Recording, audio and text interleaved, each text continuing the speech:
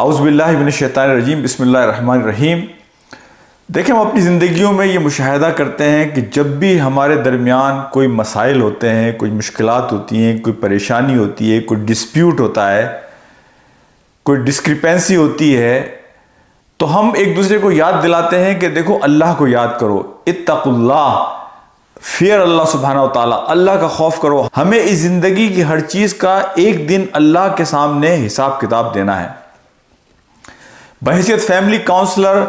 میں روزانہ ان چیزوں کا مشاہدہ کرتا ہوں۔ کبھی میاں اور بیوی کے درمیان مسائل ہیں، کبھی بچوں اور والدین کے درمیان مسائل ہیں، کبھی کمیونٹی ممبرز کے درمیان مسائل ہیں۔ لوگوں کو یاد دلایا جاتا ہے کہ یہ دنیا کی زندگی تو چند دن کی زندگی ہے، اور اس زندگی کے اندر ہم جو کہیں گے، جو کریں گے، اس کا ہمیں ایک دن اللہ کو جواب دینا۔ اتقوا اللہ، تو تین رویے سامنے آتے ہیں، اور قرآن ان تین رویوں کا اظہار کرتا ہے کہ جب اللہ کی یاد لوگوں کو دلائی جائے تو مومن کا دل اس یاد دہانی کو کس طرح لیتا ہے، اور ایک کافر کا دل اس پر کیا رسپانس دیتا ہے، اور ایک منافق کا دل اس پر کیا رسپانس دیتا ہے۔ قرآن میں سورہ انفال میں اللہ سبحانہ و تعالیٰ فرماتے ہیں بعد اعوذ باللہ من الشیطان الرجیم، بسم اللہ الرحمن الرحیم، انما المؤمنون الذین اذا ذکر اللہ وجلت قلوبہم، کہ جب مومن کے سامنے اللہ کی آیات پڑھی جاتی ہیں، وجلت قلوبہم، his heart trembles، اس کا دل جو ہے وہ لرز جاتا ہے، کانپ جاتا ہے، وہ ہمبل ہو جاتا ہے، وہ اپنے آپ کو بچھا دیتا ہے اللہ کے حکم کے سامنے۔ تو یہ مومن کا دل ہے کہ جہاں اسے کہا جائے اتقوا اللہ تو فوری طور پر وہ سرنڈر کر دیتا ہے۔ حضرت عمر کی زندگی کو آپ دیکھیے کہ حضرت عمر جیسا شخص کہ جو کس قدر سخت اور اپنی بات پر ڈٹ جانا، جم جانا، لیکن جب اللہ کا حکم یا نبی پاک صلی اللہ علیہ وسلم کی کوئی حدیث ان کے سامنے لائی گئی تو وہ بالکل اس طرح میلٹ ہو جاتے تھے کہ جس طرح آئس میلٹ ہوتی ہے۔ فوراً اپنے آپ کو سرنڈر کر دینا اللہ کے حکم کے سامنے اور نبی کی حدیث کے سامنے۔ وجلت قلوبہم، یہ ہے مومن کا دل۔ جب اسے یاد دلایا جائے اتقوا اللہ، اللہ کا خوف کرو، تو وہ فوری طور پر اپنی بات سے رجوع کرتا ہے۔ قرآن پھر ہمیں سورہ زمر میں بتاتا ہے کہ کافر کا دل جو ہے اس کی کیا کیفیت ہوتی ہے۔ بعد اعوذ باللہ من الشیطان الرجیم، وَإِذَا ذُكِرَ اللَّهُ وَحْدَهُ اشْمَأَزَّتْ قُلُوبُ الَّذِينَ لَا يُؤْمِنُونَ بِالْآخِرَةِ وَإِذَا ذُكِرَ الَّذِينَ مِن دُونِهِ إِذَا هُمْ يَسْتَبْشِرُونَ۔ قرآن کہتا ہے کہ جب اللہ واحد کا نام ان کے سامنے لیا جاتا ہے، کافروں کے سامنے اللہ واحد کا نام، وَإِذَا ذُكِرَ اللَّهُ وَحْدَهُ اشْمَأَزَّتْ قُلُوبُ الَّذِينَ لَا يُؤْمِنُونَ بِالْآخِرَةِ۔ دیکھیں یہ لفظ جو استعمال کر رہا ہے قرآن، اشمعزت قلوب، کہ ان کا دل جو ہے gets filled with disgust۔ آپ ان کے چہرے پر دیکھیں گے کہ ان کو ناخوشی کا اظہار ہوگا۔ جب اللہ واحد کا نام ان کے سامنے لیا جاتا ہے تو ان کے دلوں میں تنگی پیدا ہو جاتی ہے۔ Their hearts get filled with disgust، اور وہ بے چینی اور اکتاہٹ ان کے چہروں سے نظر آتی ہے۔ اور قرآن کہتا ہے کہ جب ان کے سامنے وَإِذَا ذُكِرَ الَّذِينَ مِن دُونِهِ إِذَا هُمْ يَسْتَبْشِرُونَ، اور جب ان کے سامنے ان کے اور خداؤں کا ذکر کیا جاتا ہے بجائے صرف ایک خدا واحد کے، تو ان کے دلوں پر اور ان کے چہروں پر مسکراہٹ آ جاتی ہے۔ دیکھیں یہاں یہ کافروں کا ذکر کر رہے ہیں اللہ سبحانہ و تعالیٰ سورہ زمر کے اندر، لیکن علامہ آلوسی رحمۃ اللہ علیہ اپنی تفسیر میں روح المعانی میں لکھتے ہیں کہ اس کیٹیگری میں بعض اوقات مسلمان بھی شامل ہو جاتے ہیں، کہ مسلمانوں کو جب یاد دلایا جائے کہ تم صرف ایک اللہ واحد سے مانگو، یہ مرے ہوئے مردہ لوگوں سے نہ مانگو، یہ مردہ لوگ تمہیں کچھ نہیں دے سکتے،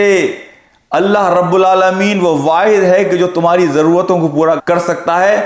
علامہ آلوسی کہتے ہیں کہ میں ایک دفعہ جا رہا تھا تو میں نے دیکھا کہ ایک شخص کسی مردہ سے مانگ رہا ہے، کسی بزرگ سے یا عالم دین سے جو مر چکے تھے ان کی قبر پہ کھڑا ہوا ان سے مانگ رہا ہے، تو میں نے اس شخص کو یاد دلایا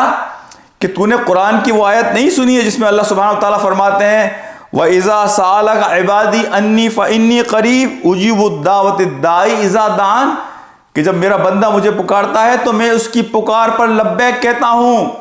تو علامہ آلوسی کہتے ہیں کہ میں اس کے چہرے پر یہ دیکھ رہا تھا کہ اسے میری بات ناگوار گزری ہے، اسے پسند نہیں آئی، اور میری مجلس سے جانے کے بعد اس نے ذکر کیا لوگوں سے کہ علامہ آلوسی ہمارے بزرگوں کو نہیں مانتے،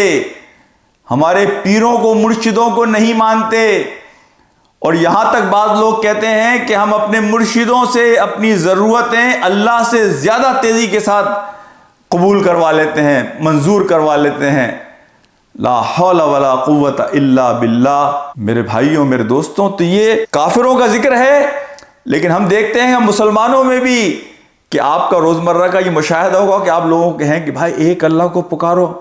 اس اللہ کو کسی کی ضرورت نہیں ہے، اس اللہ کو پکارو، وہ اللہ تمہاری ہر ضرورت کو پورا کرے گا۔ لیکن جب آپ لوگوں کے سامنے یہ بات کریں تو لوگ اس کا برا مانتے ہیں۔ یہ ذکر ہو رہا ہے کافروں کا، لیکن اس بیماری میں بقول علامہ آلوسی بعض اوقات مسلمان بھی مبتلا ہو جاتے ہیں۔ اس کے بعد قرآن سورہ بقرہ میں منافقین کا ذکر کرتا ہے کہ منافقین کو جب یاد دلایا جائے اتقوا اللہ، اللہ کا خوف کرو، اللہ سے ڈرو، تو ان کا رویہ کیا ہوتا ہے؟ قرآن کہتا ہے بعد اعوذ باللہ من الشیطان الرجیم وَإِذَا قِيلَ لَهُ اتَّقِ اللَّهَ أَخَذَتْهُ الْعِزَّةُ بِالْإِثْمِ فَحَسْبُهُ جَهَنَّمُ وَلَبِئْسَ الْمِہَادُ، کہ جب ان کے سامنے یہ کہا جاتا ہے کہ اتقوا اللہ، تو ان کا غرور، ان کا تکبر انہیں مزید گناہ پر آمادہ کر دیتا ہے۔ اخذتہ العزت بالاسم، کہ ان کا غرور اور تکبر انہیں اور مزید گناہ پر اکساتا ہے۔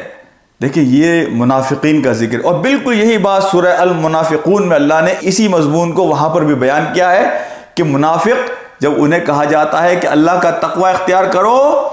تو وہ سرنڈر کرنے کے بجائے ان کا غرور اور تکبر انہیں مزید گناہ کی طرف آمادہ کر دیتا ہے، انہیں اور ہٹ دھرم کر دیتا ہے۔ ان سے کہو کہ میوزک سننا غلط ہے تو وہ اور تیز میوزک کر دیتے ہیں۔